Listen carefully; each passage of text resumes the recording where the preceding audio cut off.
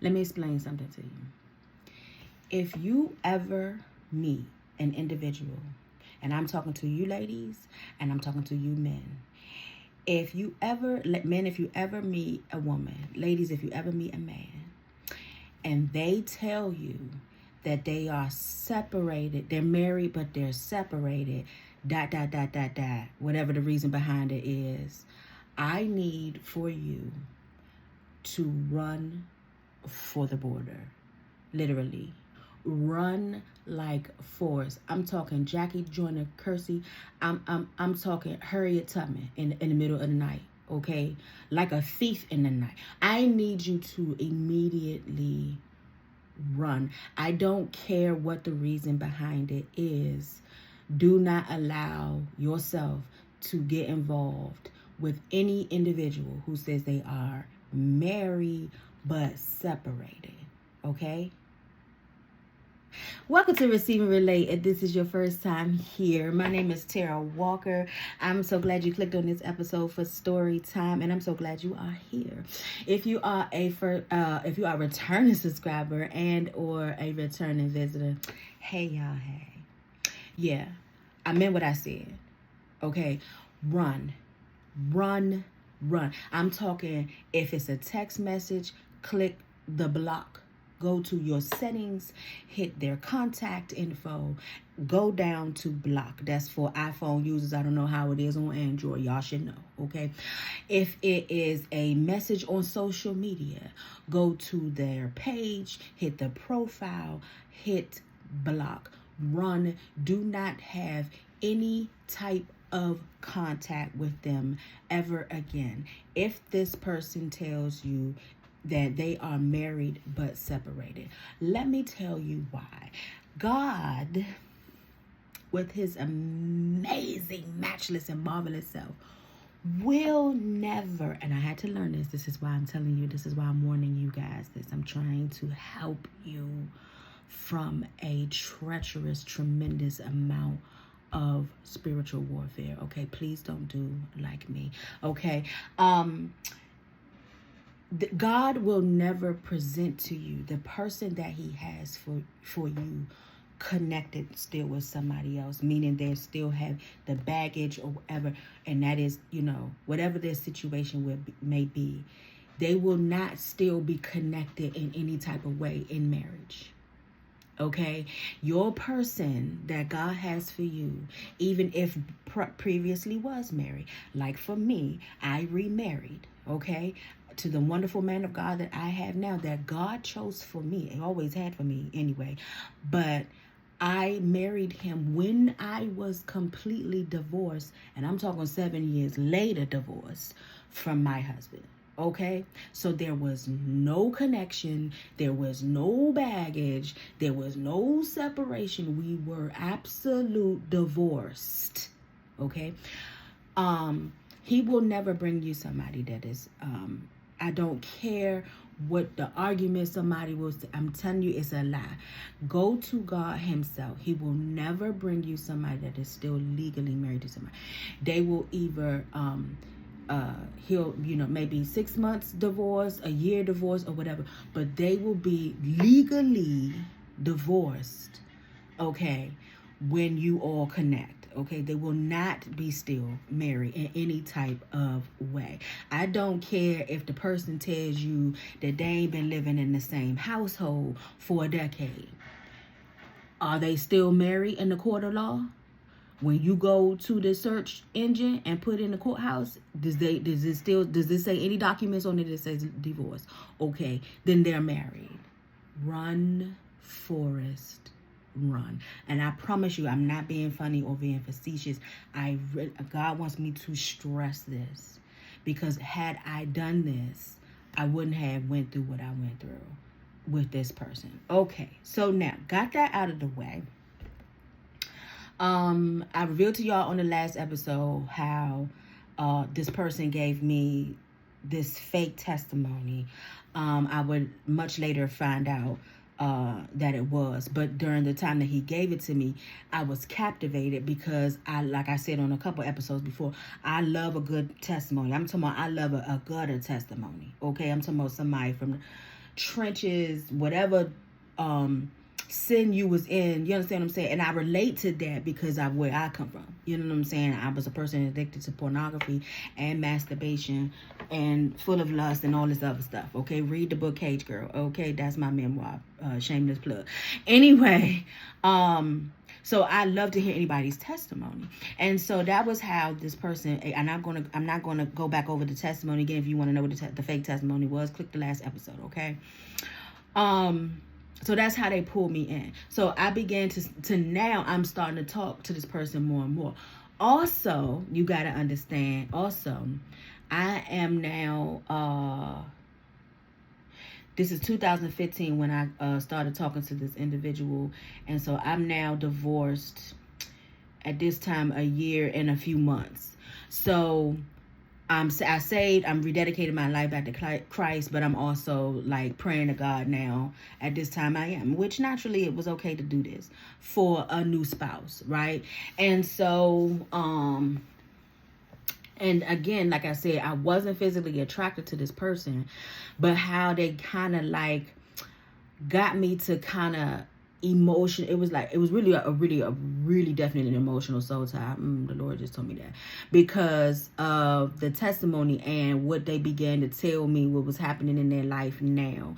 So narcissists, what they will do is they will pull on the heartstrings of you, you know. They know the term, they know their prey, prey.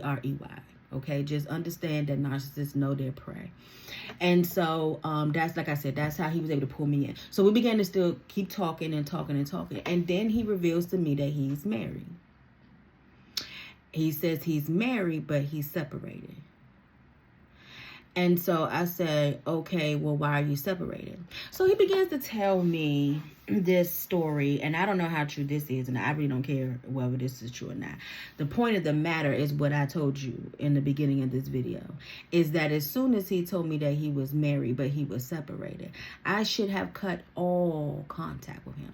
Remember, if you're new here, okay, I've been sharing past experience with narcissistic relationships, okay, one of them being my ex-husband. In sharing the details of those stories, I hold myself accountable for what I did wrong, okay? I'm not ever going to share a story and be blaming everybody else, because we are responsible for our own decisions, okay? Now, a lot of times in those decisions that we that we are responsible for, there are times when we are hoodwinked and bamboozled, lied to, and deceived. And this would be my story. Okay, but I'm still going to hold myself accountable now that I know what I should have done. This is why the Lord allows me to share this, because he wants me to help somebody else who may possibly be going through this as I'm speaking, something similar, or have gone through something similar, and you kind of want some help on some, trying to figure out like what just happened to your whole entire life. Like, what just happened these last 18 months? Like, and you may just be very confused. And so the Lord has me sharing my situations because people receive when they can relate, pun intended. So yes, I should have ran for the border, cut all contact, deleted, blocked, everything. But I didn't, because he told me the reason why he was separated. Now, he said that he was separated because he caught his wife cheating.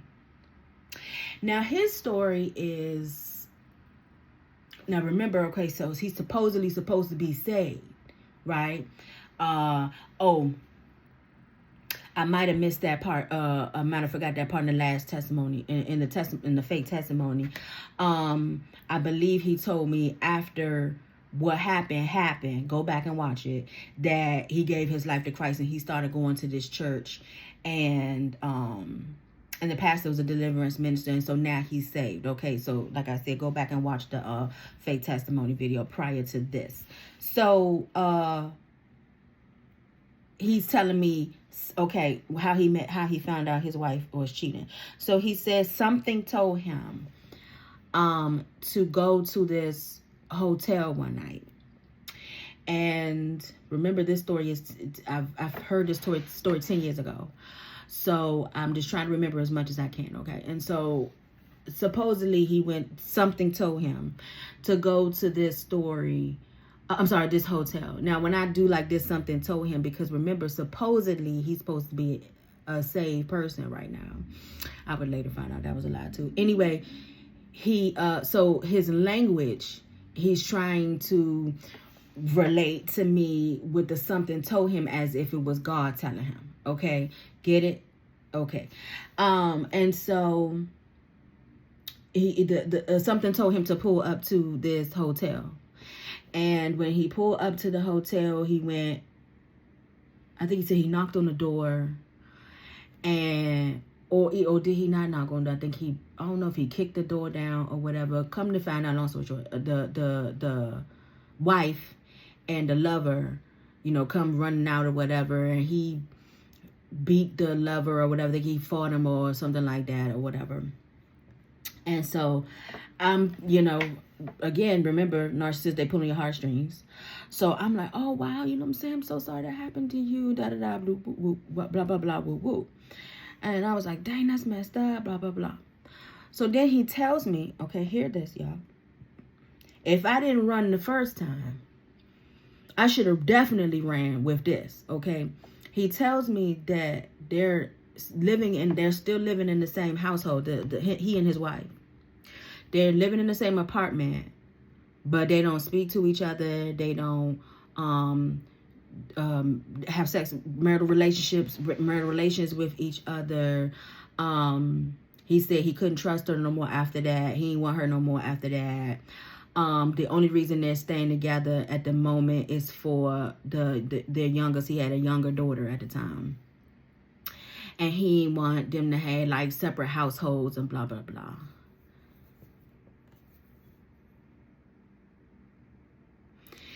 Again, if I didn't run the first time, when he first said that he was married but separated. Okay, you see where I'm going with it? Okay. But I didn't. And so the way he talked about her bad. I mean, every chance he got, he talked about her bad. I felt bad, you know what I'm saying? The way he would talk about his wife. So, yeah, that's how he got me to listen to him, through the fake testimony.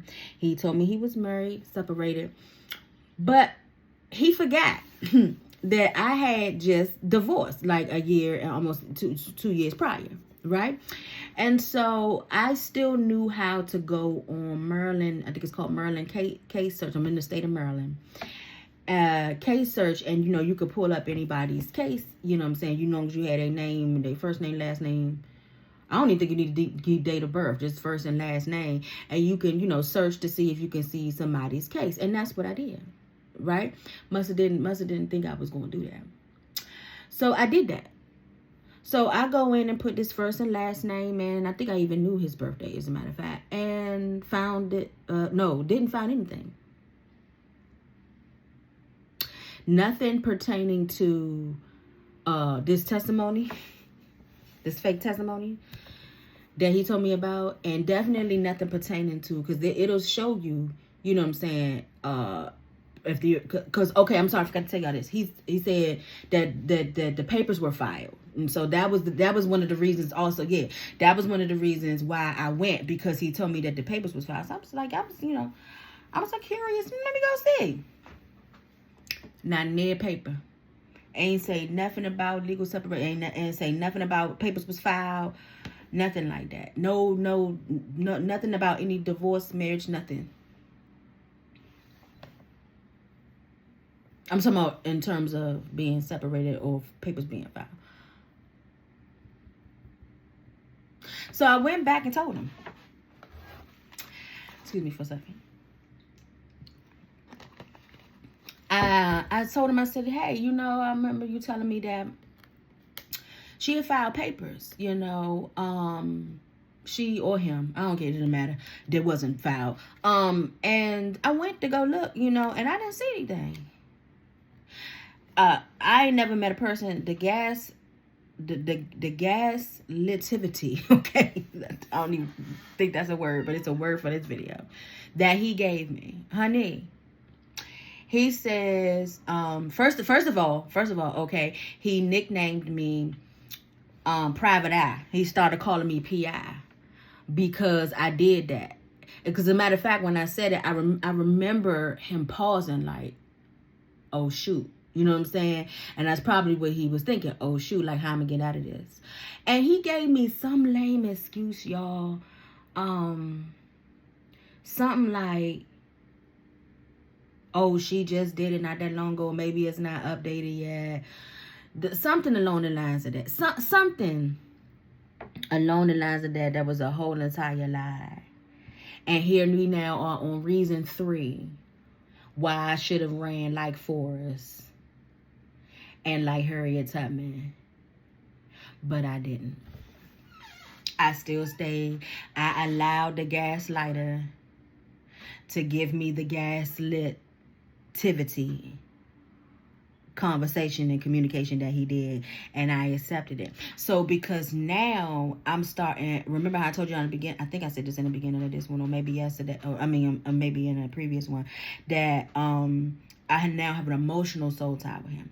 So the way he was able to also, and I'll get into this more as I keep talking about the story, is the way that he was able to continue with the strong manipulation and the lies with me is because he resided in PG County, which is where I grew up. Okay, and that is right outside of the District of Columbia. It's right outside of DC.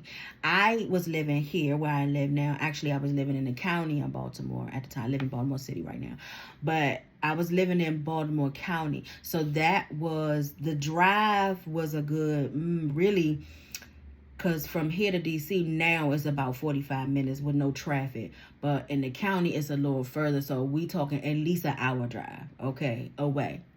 And so it wasn't as easy. He knew, okay, this is revelation that the Lord will give me later on. He knew that it wasn't as easy for me to like pull up. Pull up on him and find, you know what I'm saying?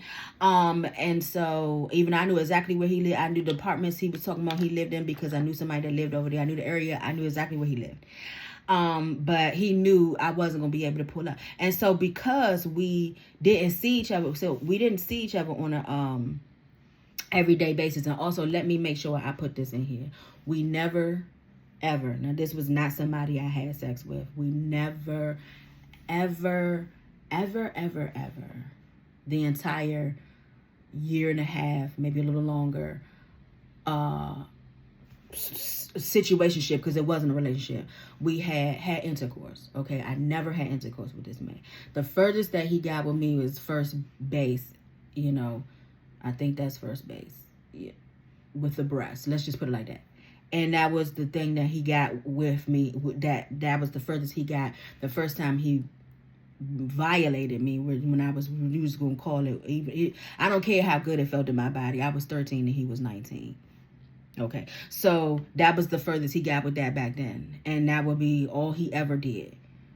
I think maybe when when I told y'all on the other episode how when we used to hang out when I was an older teenager around 1920, and we were hanging out, that was the furthest he got then. That was the first he ever got. And even that shouldn't even happen, And the only reason why that happened that time is because I gave him some money, right? Yeah, I went to give him some money. Now I don't remember if I came all the way down from Baltimore to give him money, or if I was in the area doing something or whatever, and we met up, and then, I gave him some money. Yeah, and that was when that happened. But after that, through that whole entire time, we never saw each other in person. Not through that rest of that whole year. I lived here, he lived there. Never saw each other in person again. So all of this communication was via the phone. Okay, that's it for this episode.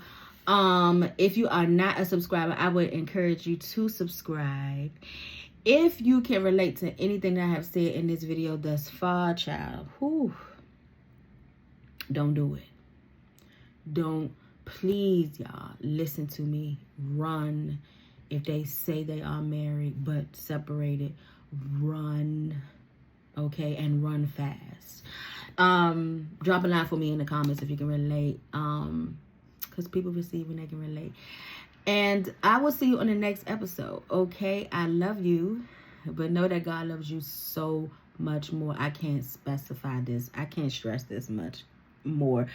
Run, Forrest, run. Okay, do not entertain anybody. God will not bring you somebody that is still married. Okay, hear me and hear me loud and clear. Okay, save yourself the trauma. Okay, all right, see you on the next episode. Love you, but know that God loves you so much more.